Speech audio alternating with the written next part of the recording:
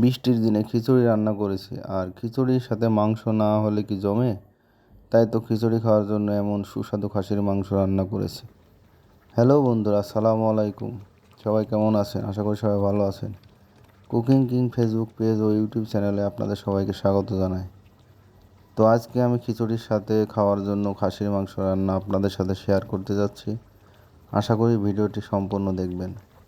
খাসির মাংস রান্না করার জন্য এখানে আমি 1.5 কেজির মতো খাসির মাংস নিয়েছি। মাংসগুলো ভালোভাবে ধুয়ে পানি ঝরিয়ে রেখেছি, সাথে কিছু আলু কেটে রেখেছি। এখন এখানে কিছু পেঁয়াজ কুচি, রসুন কুচি ও কয়েকটি তেজপাতা, গরম মশলা, এলাচ, লবঙ্গ এবং আদা বাটা নিয়েছি। তো পেঁয়াজ ও রসুন, জিরা এগুলো বেটে দিলে ভালো হয়। যেহেতু ঝটপট রান্না করছি তাই বাটাবাটির সময় পাইনি। কড়াই গরম হলে এখন তেল দিয়ে দিচ্ছি। তেল গরম হলে এখন গরম মশলা, এলাচ, জিরা দিয়ে দিলাম। এখন পেঁয়াজ কুচি, তেজপাতা ও রসুন দিয়ে দিচ্ছি। এখন কিছুক্ষণ এগুলো ভেজে নিব। এরপর প্রয়োজন মতো লবণ দিয়ে আবার ভালোভাবে নাড়াচাড়া দিয়ে ভেজে নিচ্ছি। এরপর আদা বাটা, মরিচের গুঁড়া ও ধনিয়ার গুঁড়া দিয়ে কিছুক্ষণ নাড়াচাড়া করে ভেজে নিচ্ছি। এরপর হলুদের গুঁড়া ও মাংসের মশলা দিয়ে দিলাম এবং ভালোভাবে কিছুক্ষণ নাড়াচাড়া দিয়ে ভেজে নিব। মশলাগুলো ভালোভাবে ভাজা হলে এখন খাসির মাংসগুলো দিয়ে দিব এবং মাংসগুলো মশলার সাথে ভালোভাবে নেড়ে চেড়ে মিশিয়ে নিয়ে কিছুক্ষণের জন্য ঢেকে দেব। 5 মিনিট পরে ঢাকনা খুলে আবার ভালোভাবে নাড়াচাড়া দিয়ে কষিয়ে নিচ্ছি।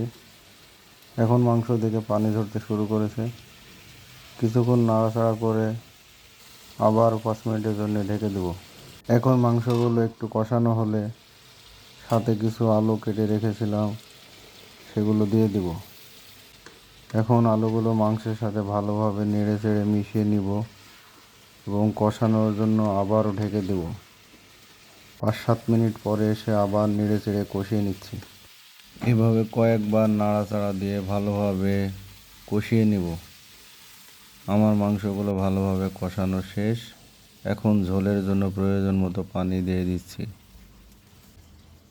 পানি দেওয়ার পর একটু ভালোভাবে নাড়াচাড়া দিয়ে 15-20 মিনিটের জন্য ঢেকে দেব। ঢাকনা খুলে এখন আবারও নাড়াচাড়া দিয়ে সিদ্ধ হয়েছে কিনা সেটা চেক করব।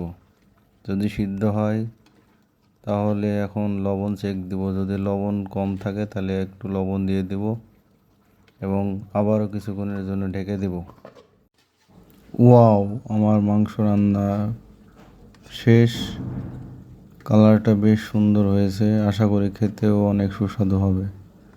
তো বন্ধুরা, রান্নার রেসিপিটি যদি ভালো লাগে তাহলে আপনারাও চাইলে এভাবে ট্রাই করতে পারেন। ধন্যবাদ ভিডিওটি সম্পূর্ণ দেখার জন্য। আর ভিডিওটি যদি ভালো লাগে তাহলে লাইক, কমেন্ট ও শেয়ার করে পাশে থাকবেন এবং এমন নতুন নতুন ভিডিও পেতে ফেসবুক পেজে ফলো করবেন ও ইউটিউব চ্যানেলটি সাবস্ক্রাইব করে রাখবেন।